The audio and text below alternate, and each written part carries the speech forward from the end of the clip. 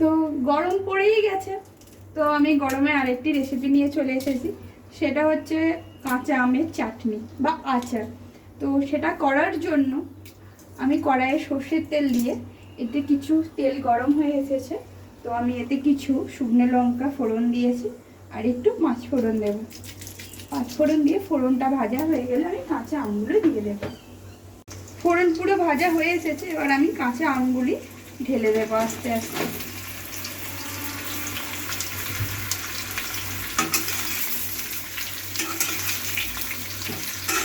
দিয়ে এটিকে আমি নুন এবং হলুদ দিয়ে কষিয়ে নেব বেশ খানিকক্ষণের জন্য। সামান্য পরিমাণ হলুদ দিলাম, সামান্যই দেবেন, আর নুনটা পরিমাণ মতন দেবেন। দিয়ে এটাকে আমি ভালো করে কষিয়ে নেব। দেখুন আমি আমগুলো পুরো কষিয়ে কষিয়ে এরকম সেদ্ধ করে নিয়েছি। আমগুলো যেহেতু বড্ড কচি ছিল তাই তাড়াতাড়ি সেদ্ধ হয়ে গেছে। তো এরপর আমি গুড়টা দিয়ে দেব। এবার গুড়টাকে দিয়ে আমি খানিকক্ষণ ফোটাতে থাকবো।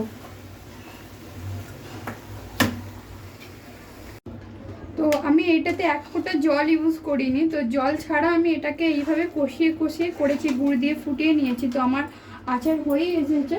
শুধু আমি নামানোর আগে সামান্য পরিমাণে ভাজা মশলা দেব। ঘরে তৈরি ভাজা মশলা আমি এটা করেছি। মৌরি, জিরে আর কাঁচা লঙ্কাকে শুকনো খোলায় ভেজে নিয়ে আমি এটা গুঁড়ো করে নিয়েছি। আর সামান্য পরিমাণে বিট লবণ দেব। দিয়ে এটাকে নাড়াচাড়া করে আমি নামিয়ে দেব। এটা যদি খুব কাঁচা আম পাওয়া যায় তাহলে এটা দাঁড়া দাঁড়া মতন হয়, কিন্তু এটা এখানে খুব কাঁচা আমটা পাওয়া যায়নি, তাই জন্য এটা জেলি টাইপের হয়ে গেছে। আমি এটা গুড় দিয়ে বানিয়েছি, আপনারা চাইলে এটা চিনি দিয়েও বানাতে পারেন। আর এটা রোদে দিয়ে আপনারা অনেক দিন সংরক্ষণ করে খেতেও পারেন। আমাদের আমের আচার একদম রেডি। তো ভালো লাগলে ভিডিওটি like, comment, share and subscribe করবেন আমাদের চ্যানেলটাকে। আর আমের আচারটিকে এইভাবে বানিয়ে মাসের পর মাস খেতে পারবেন, রোদে দিয়ে রাখবেন, খুব ভালো লাগবে খেতে।